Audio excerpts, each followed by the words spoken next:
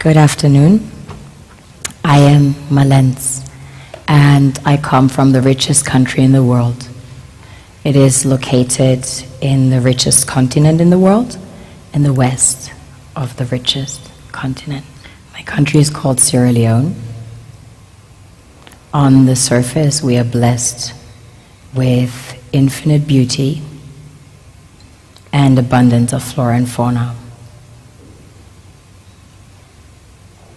producing the most exquisite harvest of coffee, cocoa, fruits, vegetables, and caoutchouc. You name it, we've got it. We also have diverse wildlife and vast marine resources, and waterfalls and rivers that run into the most beautiful beaches. The land is golden, literally, a true paradise, which of course is inhabited by the most beautiful souls.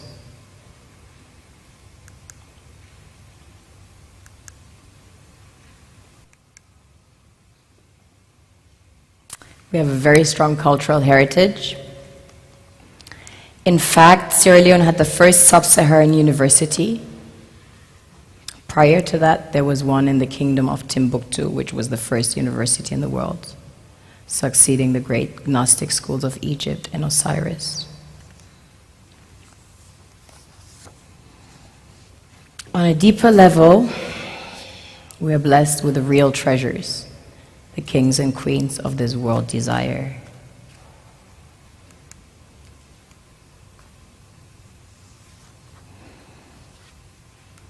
This was the largest alluvial diamond ever found. It weighs almost 1,000 carats, 969 to be precise. This beauty was found by an old lady in her backyard about 2 years ago, 125 carats. Some people mine gold in their backyards. That's quite common. Besides gold and diamonds, we have about 20 precious minerals that have been discovered as of today. We recently started extracting huge petroleum reserves that have been discovered. We have platinum, ilmenite to make titanium, rutile to coat jets, iron ore, the largest iron ore deposits in Africa, the third largest in the world. Tantalite, also known as coltan, used in your mobile phones and computers. Bauxite for aluminum production. Zinc, chrome ore, copper, coal, phosphates, potassium, salt, lead, granite, asbestos, nickel, zircon.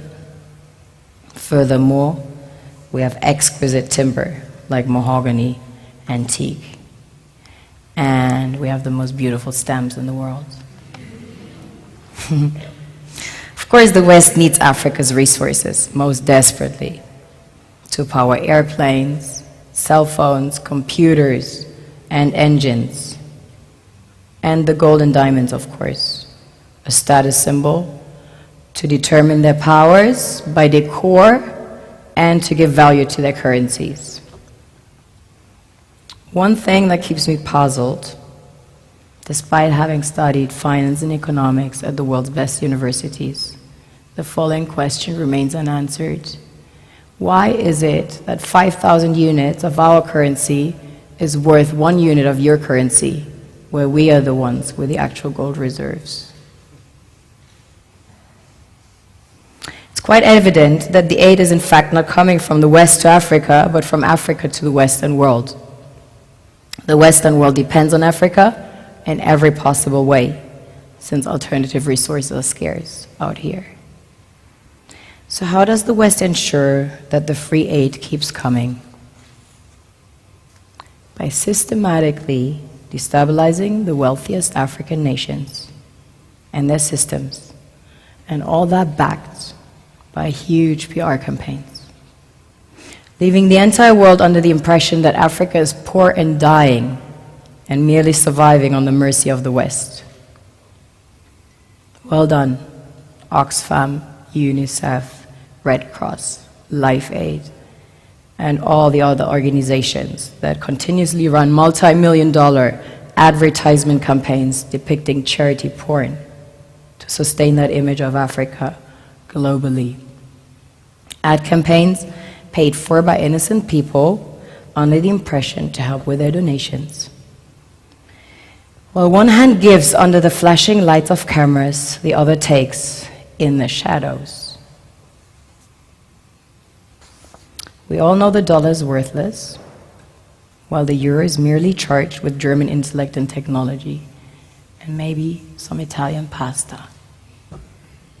How can one expect donations from nations that have so little?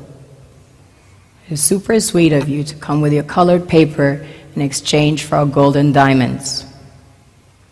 But instead, you should come empty-handed, filled with integrity and honor. We want to share with you our wealth and invite you to share with us. The perception is that a healthy and striving Africa would not disperse its resources as freely and cheaply, which is logical. Of course, it would instead sell its resources at world market prices, which in turn would destabilize and weaken Western economies, established on the post-colonial free meal system.